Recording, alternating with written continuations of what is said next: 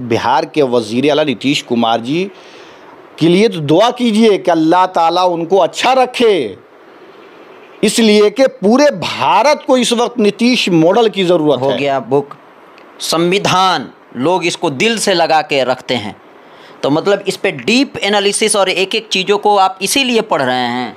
देखिए ये बुक बाप रे बाप आए थे। ये जो भारतीय संविधान है इसमें अक़लियत का जो नियम है, इस भारतीय संविधान में जब आप पढ़ते हैं आर्टिकल 29, 30 और 28, 2, जब इसको आप पढ़ते हैं तो उसमें अक़लियत को कैसे रहना है, कैसे इदारा खोलना है, ये चीज़ें इसमें हैं। कानून का जब उल्लंघन करते हैं या कानून को अपने हाथ में लेने की कोशिश करेंगे तो ये तो बिहार के वज़ीर आला नीतीश कुमार जी इसको बर्दाश्त नहीं कर सकते, इसलिए कि उनका बस एक ही कहना है कि हमारे दौर में माने माननीय मुख्यमंत्री श्री नीतीश कुमार जी की सरकार हो और कोई टाड़म मचा के ये सोच ले कि हम बिहार में रह लेंगे, ऐसा नहीं होना।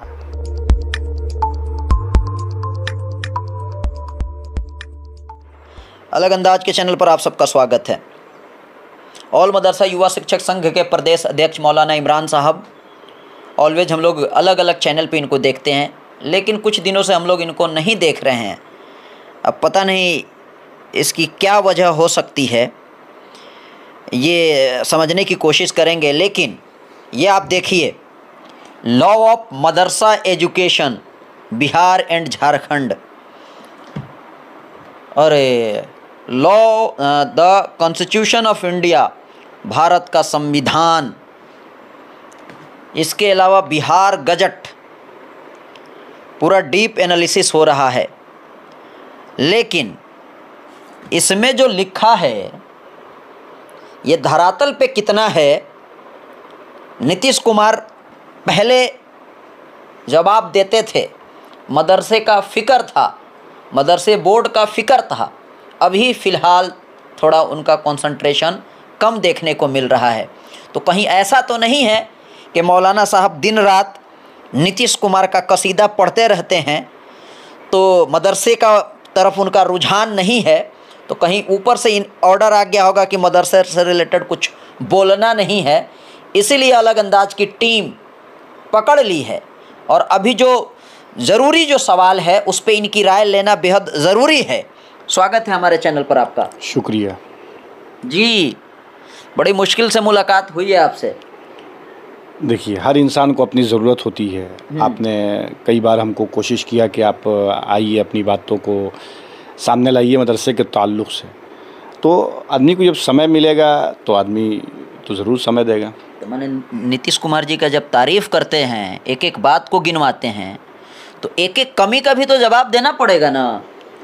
देखिए, बिहार के वज़ीर आला नीतीश कुमार की जो बात है, उस शख्सियत में कोई कमी नहीं है। सवाल नीतीश कुमार पे तो उठ ही नहीं सकता है। रही बात मदरसे की, रही बात मदरसे के नियमावली की या अदर्स चीज़ों की, अब यही ले लेते हैं, यही थोड़ा रोकना चाहेंगे आपको। जो नियमावली की आपने बात किया है, 396, 97, ऐसे कई है, इसमें बदलाव का कोई संभावना नज़र नहीं आ रहा है। जबकि दूसरे स्टेट से नौकरी अब दिया जाएगा, उसमें बदलाव हो गया, स्कूल में बहाली हो सकता है।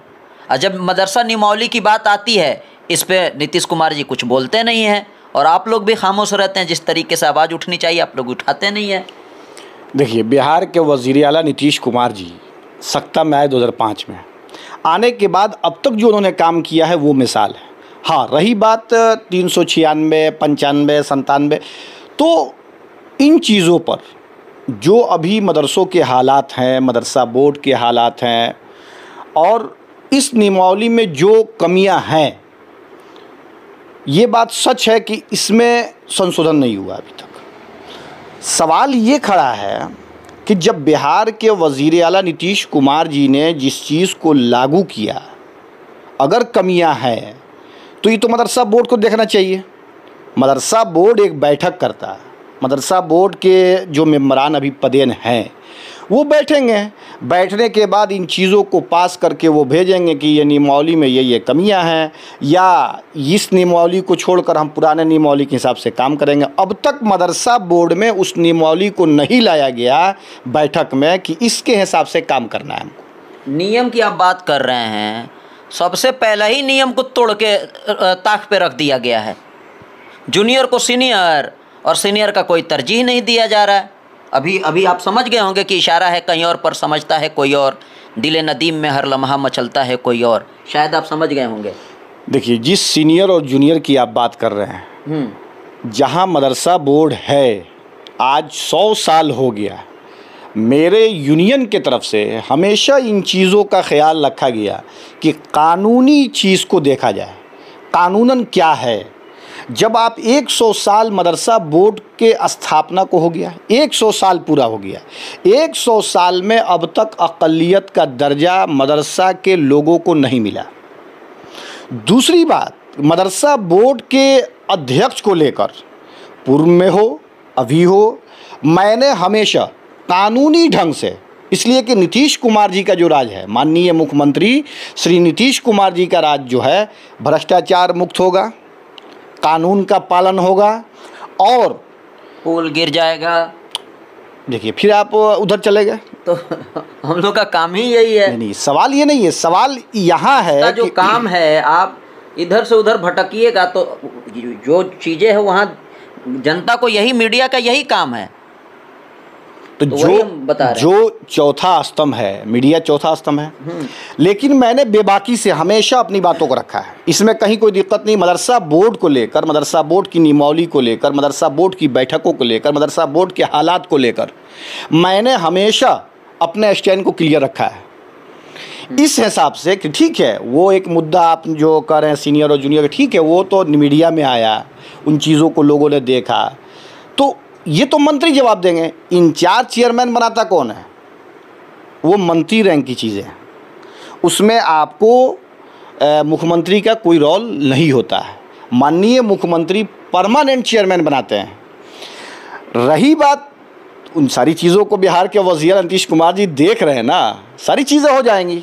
हाँ, नियमावली में संशोधन, तो पहले जितना एनर्जेटिक थे मदरसा को लेकर, जितना सीरियस थे बिहार के वजीर आला श्री नीतीश कुमार, अब उतना सीरियस नहीं दिख रहे हैं। देखिए, बिहार के वज़ीर आला नीतीश कुमार जी हमेशा सीरियस रहे हैं, आज भी वो सीरियस हैं, लेकिन जो सिस्टम काम कर रहा है, कमज़ोरी उसकी है कि अगर 1 साल के भीतर जिस स्कूल की नियमावली आती है और सम्मान जो स्कूल हैं जो गवर्नमेंट के, उसमें संशोधन हुआ कि दूसरे राज्य से भी लिया जाएगा, गैर संवैधानिक हो जाएगा अगर राज्य का बैंड लगा दिया जाए तो, और उसी मदरसे की नियमावली में ज़िला के बाहर की बहाली नहीं, तो ये गैर संवैधानिक यहाँ भी हो रहा है। लेकिन इन चीज़ों को अब तक संशोधन न किए जाना, ये तो अफसोसनाक है, इसलिए कि कोई वैसा चैनल नहीं है जो अपनी बातों को इस तरीके से रख कर और लेकर आए माननीय मुख्यमंत्री जी के पास। मैं तो अभी कुछ दिन पहले सदन में, पिछला जो सदन चल रहा था, MLC खालिद अनवर साहब ने इस बात को लाया था कि जब नियमावली बनाई गई तो मदरसा बोर्ड की बैठक में इसको पारित किया गया कि नहीं, मदरसे की जो तंजीमें हैं उनको लिया गया कि नहीं लिया गया। जब मदरसे की तंजीमों से नहीं पूछा गया, मदरसा के रिलेटेड लोगों से सवाल जवाब नहीं किया गया, उनके मशवरे को नहीं रखा गया, तो फिर नियमावली क्या? इससे अच्छा है कि हम तो सरकार से, माननीय मुख्यमंत्री जी से ये अपील भी करते हैं आपके माध्यम से कि इसको तो समीकरण कर दें, फिर सरकारी घोषित कर दें मदरसों को। अक़लियत का जब दर्जा ही नहीं मिला मदरसों को, तो फिर सरकारी करना चाहिए, सब काम अपने हिसाब से कीजिए, सारा लफड़ा ख़त्म हो जाएगा। ये law of education Bihar Jharkhand, ये एक हो गया बुक, संविधान, लोग इसको दिल से लगा के रखते हैं, तो मतलब इस पे डीप एनालिसिस और एक एक चीज़ों को आप इसीलिए पढ़ रहे हैं।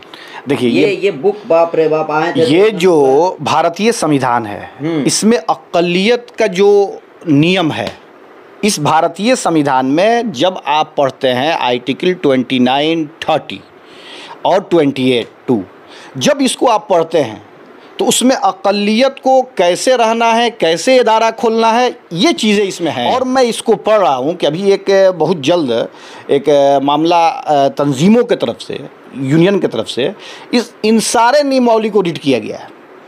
लेकिन अफसोस इस बात की है कि जब कोई मामला मदरसा बोर्ड से ताल्लुक़ रखता हो या मदरसे से ताल्लुक़ रखता हो, उस वक्त तक लागू नहीं किया जाता है जब तक कि लोग कोर्ट ऑफ कंटेम्प्ट में न चले जाए। लेकिन जो ही मदरसा के ख़िलाफ़ कोई ऐसा ऑर्डर आ गया माननीय न्यायालय की तरफ से, उसको फ़ौरन इम्प्लीमेंट करवाने की लोग कोशिश करते हैं। लेकिन जिस नियमावली की आप बात कर रहे हैं, उस नियमावली को पटना माननीय उच्च न्यायालय में इसको रीट किया गया है। और जब रीट है तो मदरसा बोर्ड को तो इस पर काम ही नहीं करना चाहिए। इस पर तो जब रीट है तो बोर्ड के बैठक में लाना चाहिए। मौजूदा अध्यक्ष हैं वो भी ला सकते हैं, जो भी पदेन मेंबर है बैठकर इस बात को कह सकते हैं कि माननीय न्यायालय में ये मामला विचाराधीन है, इसलिए अभी इस पर हम कोई काम नहीं कर सकते। वो डिपार्टमेंट को लिख के भेज देंगे, सारा मसला हल हो जाएगा। लेकिन अगर ये नियमावली रही तो ये आप जान लीजिएगा कि मदरसों की स्थिति और ख़राब होगी, और ख़राब होगी। कल भी मैं इस नियमावली के ख़िलाफ़ था, आज भी मैं हूँ। और न्यायालय से जब जो चीज़ें न्यायालय में चली जाती है, मदरसा बोर्ड के हालात क्या हैं आप देखिए ना। तो आप जब मदरसा बोर्ड के हालात को देखते हैं तो 14 से 16 महीना का वक्त गुजर गया, क्या काम हो रहा है। एक एग्ज़ामिनेशन के लिए बोर्ड न बनाया गया। तो अगर एग्ज़ामिनेशन ही सिर्फ लेना है तो इन सारी चीज़ों को भारतीय संविधान के हिसाब से अलग कर देना चाहिए। अगर नहीं है, अगर रखना है तो इनको डायरेक्ट आप समीकरण कर दीजिए, सरकारी घोषित कर दीजिए इनको।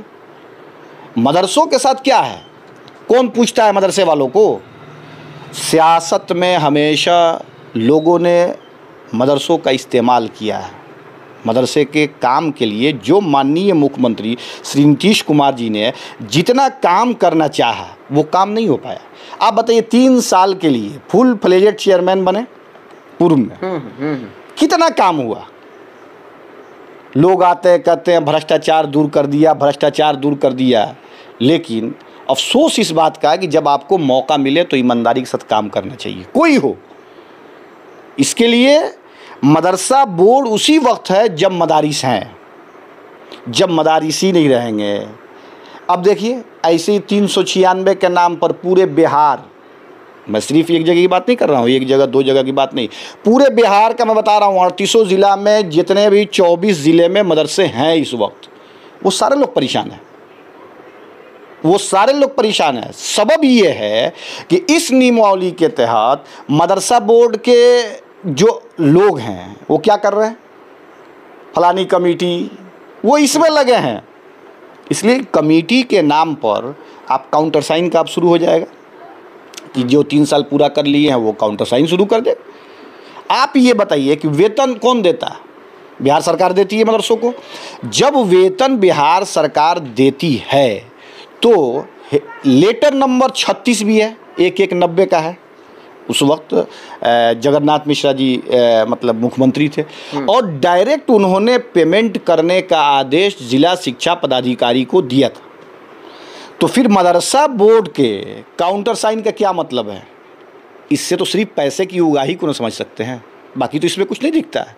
जब वहाँ हेड मौलवी फुल फ्लेजेड है या इंचार्ज है तो अथराइज तो वही ना करेगा पेमेंट को, जिला शिक्षा पदाधिकारी को। जब अनुदानित किसी मैटर में कमेटी का कोई रोल नहीं है फाइनेंशियल, ना गवर्नमेंट उनसे पूछती है कि मैं वेतन बढ़ा रहा हूँ ना घटा रहा हूँ, इस पर कोई चर्चा मैनेजिंग कमेटी से नहीं करती है गवर्नमेंट, तो फिर उनका क्या रोल है वेतन भुगतान में, कोई रोल नहीं होगा। इसलिए कि मदरसों के साथ जितना कुछ होता रहा है अब तक इसको सही तरीके से लोगों ने रखा ही नहीं। अगर माननीय मुख्यमंत्री जी के पास इन सारी चीज़ों को विस्तार से रखा जाए। आप बताइए कि जब सदन में MLC खालिद अनवर साहब ने सवाल किया तो माननीय मंत्री ने क्या कहा था कि सबकी सहमति प्राप्त है। आज तक उस लेटर को उन्होंने सार्वजनिक किया, कौन सा सबकी सहमति कहाँ ली गई, क्या बोर्ड की बैठक उस पर हुई थी, भाई एक नियमावली बन रही है, एक संस्था की नियमावली बन रही है, उससे 10,000 15,000 शिक्षक जुड़े हुए हैं, उससे मुसलमान अक़लियती तबका के लोग जुड़े हुए हैं, अल्पसंख्यक के लोग जुड़े हुए हैं, और आप सदन में खड़े होकर आसानी से बोल देते हैं कि सबकी सहमति प्राप्त है। जब सहमति प्राप्त होती तो क्या मामला न्यायालय में जाता? ये सोचने की बात है। और माननीय मुख्यमंत्री श्री नीतीश कुमार जी की जहाँ तक बात है, उन्होंने जो मदरसे के लिए किया है वो एक मिसाल है, वो मिसाल है। 18 साल में उनका कोई मुकाबला कर सकता है? उनका कोई मुकाबला नहीं करेगा। बिहार के वज़ीर आला नीतीश कुमार जी के लिए तो दुआ कीजिए कि अल्लाह ताला उनको अच्छा रखे, इसलिए कि पूरे भारत को इस वक्त नीतीश मॉडल की ज़रूरत है। अल्पसंख्यक की बात करते हैं, आगे बढ़ाने वाला कौन है? बिहार के वज़ीर आला नीतीश कुमार हैं। मदरसे की डिग्री और स्कूल की डिग्री को इक्वल करने वाला कौन है? बिहार के वज़ीर आला नीतीश कुमार हैं। निचले तबका को ऊपर ले जाने वाला कौन है? बिहार के वज़ीर आला नीतीश कुमार जी हैं। भाजपा ही तो कह रहे हैं कि लाठी डंडे का सरकार है। देखिए, बिहार के अंदर नीतीश जी की जो सरकार है, माननीय मुख्यमंत्री श्री नीतीश कुमार जी की जो सरकार है, वो अनुशासित है, वो गांधी जी के विचारधारा पे चलने वाली है। आप कानून का जब उल्लंघन करते हैं या कानून को अपने हाथ में लेने की कोशिश करेंगे तो ये तो बिहार के वज़ीर आला नीतीश कुमार जी इसको बर्दाश्त नहीं कर सकते। इसलिए कि उनका बस एक ही कहना है कि हमारे दौर में माने माननीय मुख्यमंत्री श्री नीतीश कुमार जी की सरकार हो, कोई टाड़म मचा के ये सोच ले कि हम बिहार में रह लेंगे, ऐसा नहीं होना है। तो एमपी भी पिटा जाएंगे। कानून के दायरे में रहना होगा सर, आपको कानून के दायरे में काम करना होगा। आज मदरसे वाले संघर्ष कर रहे हैं ना, हम रोड पे उतरे हैं, हम तो रोड पे नहीं उतरे हैं, हम अपनी बात को कई बार पेपरों के ज़रिए भी रखे, यूनियन के ज़रिए भी अपनी बातों को हम लोगों ने रखा। सारी चीज़ें न्यायालय में है, आज नहीं कल तो इनको जीत ही जाना है, न्यायालय पर विश्वास है। जब भारतीय संविधान की बात आएगी कि आर्टिकल 29 और 30 के तहत कि कुछ भी मतलब इसमें हस्तक्षेप आप नहीं कर सकते हैं, कैसे आपने नियमावली बना दिया? सवाल तो खड़ा होता है ना, सवाल तो यही खड़ा हो जाएगा। लेकिन जो लोग भी, अब पिछले आप चलेंगे चेयरमैन को जब देखेंगे, पूर्व के चेयरमैन को जब देखते हैं तो उन्होंने 540 मदरसे का लगभग ट्रस्ट के माध्यम से और वेलफेयर सोसाइटी के माध्यम से चला दिया, बनवाया। आप बताइए कि एक रजिस्ट्री कराने में लमसम 30-35 रुपये सबका खर्च आया होगा, सबका, पूरे बिहार का मैं बता रहा हूँ। अब बताइए कि वो आए तो अपना कानून लेकर आए, ये आए तो अपनी नियमावली। अब बताइए कि जब 3 साल में 6 बार जब कानून ही बदलेगा तो काम क्या होगा सर? ये तो नीतीश कुमार नहीं ना कर रहे हैं, ये मुख्यमंत्री आकर नहीं देखेंगे। इस मामले को मदरसा बोर्ड में बैठक करके हर चीज़ों के कानूनी दाव पेच को देखकर और काम करना चाहिए। लेकिन हालात ऐसे आ गए, समय ऐसा आ गया कि इस वक्त मदरसा बोर्ड को लेकर न चीज़ों को लोग समझ पाते हैं और न चीज़ों को लोग बोल पाते हैं। कारण ये है कि मैं भी हाई कोर्ट, सुप्रीम कोर्ट लड़ा जी, अपने वेतन को लिया। मैंने कभी भी ये नहीं कहा कि माननीय मुख्यमंत्री श्री नीतीश कुमार जी ने हम लोगों को वेतन नहीं दिया, लेकिन 15/2/11 से 31/8/13 तक का जो भी मामला था, मैं सुप्रीम कोर्ट से लड़ के आऊँ। सिर्फ मदरसा ही नहीं, संस्कृत भी है उसमें। हाँ, आप जब तक काम करने के आदी नहीं होंगे, अब मुख्यमंत्री एक चेयरमैन आए तो रात दिन मुख्यमंत्री से बात करते थे, उनका यही ना भर्सन था कि मुख्यमंत्री से हमारी बात हो गई है। क्या हाल हुआ? 3 साल में 20-22 बहाली होती है, फुल फ्लेज चेयरमैन का दौर है। आप सोच सकते हैं ना, आप तो आए थे काम करने के लिए ना, आप आए तो ट्रस्ट के नाम पर खर्च करा दिए। नई नियमावली आई तो लोग फिर टपटपाने, 40 साल में ये पहली बार आया और उसकी भी हवा निकल गई। कोई एक रास्ता तो लेना होगा ना, बगैर रास्ता लिए ये मसला हल नहीं होना है। इसलिए नहीं हल होगा कि जब आप टेक्निकल चीज़ों पे जाते हैं, नीचे जब पहुंचते हैं ज़मीन पर, तो अब इसमें मसला आता है डोनरों का। आप सीधे उठाकर इसको सरकारी करना दीजिए भाई, डोनरों का मसला ख़त्म हो जाए। लेकिन अगर डोनर का मसला आ जाएगा, वहाँ पर जब आ जाता है तो अब उसमें गैर मजरूआम ज़मीन है, ख़ास ज़मीन है, मौरिसी जायदाद है, लोग इसमें टाइम पास कर देंगे 5 साल 10 साल। इस स्थिति में मदरसों के हालात क्या होंगे? आज माननीय मुख्यमंत्री श्री नीतीश कुमार जी ने मदरसों के लिए इतना किया है कि जो एक मिसाल है पूरे भारत के अंदर। चलिए बात को ख़त्म किया जाए, आपकी इजाज़त हो तो एक और सवाल ले ले। बोलिए, कोई दिक्कत नहीं है, हम लोग सवाल से डरने वाले थोड़े हैं, जो बात पूछना है आप खुल के पूछ सकते हैं, कहीं कोई दिक्कत नहीं है। भाजपाई कह रहे हैं कि जंगल राज फिर से वापस आ गया, जब से नीतीश कुमार जी आरजेडी से मिले हैं तो जंगल राज रिटर्न टू कह रहे हैं। देखिए, ये सब सियासी सवाल जवाब में हम लोग नहीं करते हैं, लेकिन माननीय मुख्यमंत्री श्री नीतीश कुमार जी आ गए बिहार के अंदर जब 2005 में, सारी चीज़ें साफ़ हो गई। लोग इंतज़ार कर रहे हैं कि कैसे मौका मिले और माननीय मुख्यमंत्री श्री नीतीश कुमार जी अपने गोद में हमको बुला के बैठा, बाकी कहीं कुछ नहीं है।